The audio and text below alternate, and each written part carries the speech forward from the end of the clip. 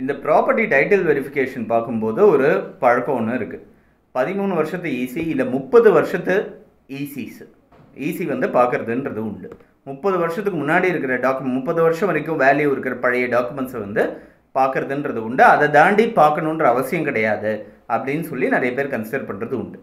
இந்த 30 வருஷம் லிமிட்டேஷன்றது எதை பேஸ் பண்ணி வந்தது அப்படின்னு நம்ம பார்த்தோம்னா, எவிடன்ஸ் ஆக்டில் ஒரு டாக்குமெண்ட் வந்து 30 வருஷம் பழசாக இருந்ததுன்னா, ஒரு ஏன்ஷியன்ட் டாக்குமெண்ட்டாக இருந்ததுன்னா, அதை ப்ரூவ் பண்ணுன்ற அவசியம் ஏற்படாமல் இருக்கிறதுக்கான வாய்ப்புகள் இருக்குது.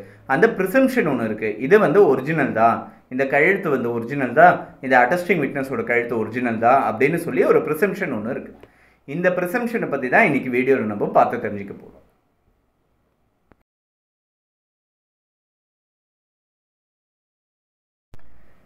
பழைய இந்தியன் எவிடன்ஸ் ஆக்டில் செக்ஷன் 90, புதுசாக இருக்கிற பாரதிய சாட்சி அதிநியமில் செக்ஷன் 92ல் கொடுக்கப்பட்டிருக்கு. ஏன்ஷியன்ட் டாக்குமெண்ட்ஸ் அப்படின்ற ஒரு கான்செப்ட். ஒரு 30 வருஷம் பழைய ஒரு டாக்குமெண்ட்டை வந்து மேலே ஒரு ப்ரிசம்ஷன் ஒன்று இருக்குது.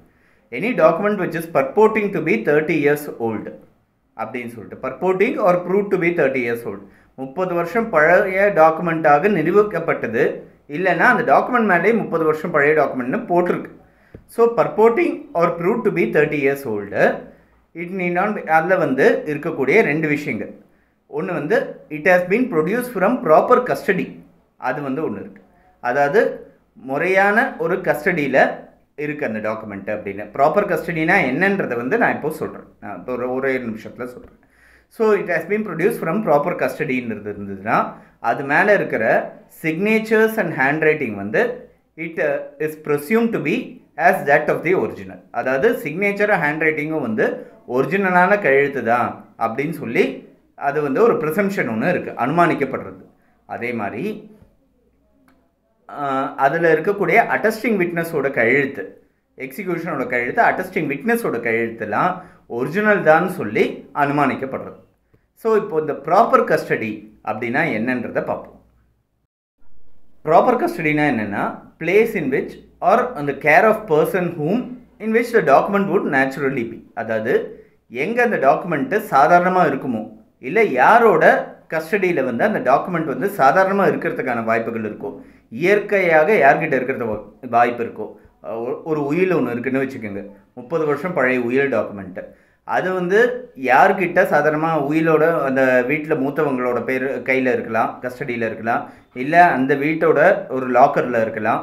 அந்த மாதிரி ஒரு நார்மலாக இருக்கக்கூடிய இடத்துல இருக்கிறதுக்கான வாய்ப்புகள் இருக்குது. ஒரு தனி ப்ரொவிஷனே இருக்குது, உயிலை வந்து ரெஜிஸ்டர் ஆஃபீஸில் டெபாசிட் பண்ணி வைக்கிறதுன்ற ஒரு ப்ரொவிஷனும் இருக்குது. ஸோ இந்த மாதிரி நேச்சுரலாக வச்சுட்டு போகிறதுக்கான வாய்ப்புகள் இருக்குது. அதே மாதிரி யார்கிட்ட கொடுத்துட்டு போகணுன்றது நேச்சுரலான, ஒரு சில வீட்டில் வந்து அட்வொகேட்ஸ் கிட்ட உயிலை வந்து கொடுத்துட்டு போவாங்க, அவங்களோட கஸ்டடியில் இருக்கட்டும் அப்படின்னு சொல்லிட்டு. ஸோ இந்த மாதிரி நேச்சுரலாக யார் கையில் இருக்கணுமோ அவங்க கையில் இருந்ததுன்னா அது ப்ராப்பர் கஸ்டடி. ஸோ ஒரு டாக்குமெண்ட்டு 30 வருஷம் பழசு, ப்ராப்பர் கஸ்டடியில் இருக்குது.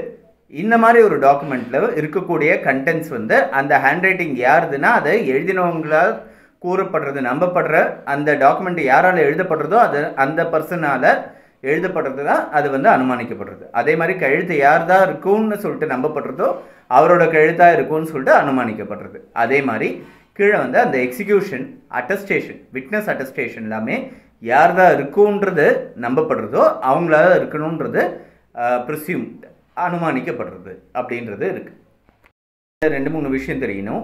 மே ப்ரிசியூம்ன்ற வார்த்தை இருக்குது. அதாவது மேனாக்க ஒரு செய்யலாம், செய்யாமல் இருக்கலாம், ஒரு டிஸ்கிரிஷனரி பவர் வந்து ஒன்று கொடுக்கப்பட்டிருக்கு. அதனால் கோர்ட் வந்து இந்த அனுமானத்தை ஏற்றுக்கலாம், இல்லைன்னா சந்தேகப்படலாம், சந்தேகத்தை ரைஸ் பண்ணலாம். அது ஒரு முக்கியமான விஷயம். ஸோ அந்த ப்ரிசம்ஷன் வந்து டிஸ்கிரிஷனரி, நாட் ஆப்ளிகேட்டரி அப்படின்றது சட்டத்தில் இருக்குது. முதல் விஷயம்.